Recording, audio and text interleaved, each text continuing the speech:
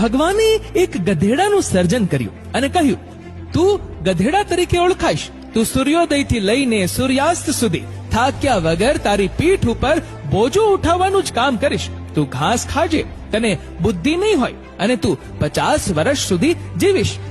ગધેડો બોલ્યો, હું ગધેડો થયો એ બરાબર છે, પણ પ્રભુ 50 વર્ષનું આયુષ્ય ઘણું બધું કહેવાય. મને 20 વર્ષનું આયુષ્ય આપો ને. ઈશ્વરે એની અરજ મંજૂર કરી. ભગવાને કૂતરાનું સર્જન કર્યું અને કહ્યું, તું કૂતરો કહેવાઈશ. તું મનુષ્યોના ઘરની ચોકીદારી કરીશ. તું મનુષ્યનો પરમ મિત્ર કહેવાઈશ. તું એણે નાખેલા રોટલાના ટુકડા ખાઈશ અને તું 30 વર્ષ જીવીશ. કૂતરાએ કહ્યું, હે પ્રભુ, 30 વર્ષનું આયુષ્ય તો ઘણું કહેવાય. 15 વર્ષ રાખો ને. ભગવાને મંજૂર કર્યું.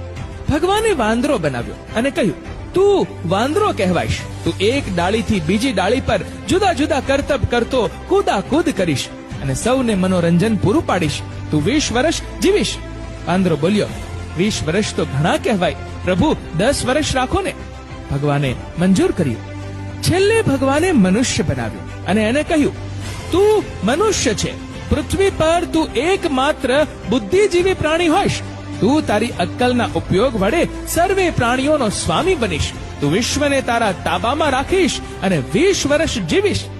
માણસ બોલ્યો, પ્રભુ, હું મનુષ્ય ખરો, પણ 20 વર્ષનું આયુષ્ય ઘણું ઓછું કહેવાય. મને ગધેડાએ નકારેલ 30 વર્ષ, કૂતરાએ નકારેલ 15 વર્ષ અને વાંદરાએ નકારેલ 10 વર્ષ પણ આપી દો ને. ભગવાને મનુષ્યની ઈચ્છા સ્વીકારી લીધી. ત્યારથી માણસ પોતે માણસ તરીકે 20 વર્ષ જીવે છે. લગ્ન કરીને 30 વર્ષ ગધેડો બનીને જીવે છે. પોતાની પીઠ પર બધો બોજો ઉપાડી સતત કામ કરતો રહે છે. બાળકો મોટા થાય એટલે 15 વર્ષ કૂતરા તરીકે ઘરની કાળજી રાખી જે કંઈ મળે તે ખાઈ લે છે. અંતે જ્યારે વૃદ્ધ થાય ત્યારે નિવૃત્ત થઈને વાંદરા તરીકે 10 વર્ષ સુધી એક પુત્રના ઘરથી બીજા પુત્રના ઘરે જઈને જુદા જુદા ખેલ કરીને પૌત્રો અને ભાણિયાઓને મનોરંજન પૂરું પાડે છે. કડવું છે પણ સત્ય છે, સાચી વાસ્તવિક.